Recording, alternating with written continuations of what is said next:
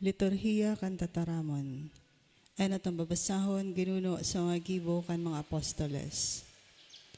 An kaayonan nin mga paratubod sa raro sa puso asin sa isip. Dahil ni nagsasabi na an sa diri niya sa iya sana, kundi an gabos nagrugaring sa diri nin gabos. Sa dakulang kapangyarihan, an mga apostoles nagsaksi sa pagkabuhay liwat na Jesus na kagurangnan, asin iwinara sa inda, gabos na bendisyon ng Diyos. Sa katunayan, daisinda nin nasa pangangaipo. Ang mga may sadiring daga o harong, ipinapabakal. Ang kabaklan, dinadara asin iniintriga sa mga apostoles. Dangan, pinagbuburo-baranga sa sukol kan pangangaipo nin lambang saro.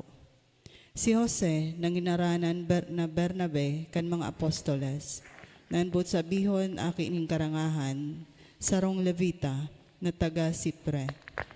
May uma asin ipinabakal, ang kabakalan dinara asin inentriga sa mga apostoles.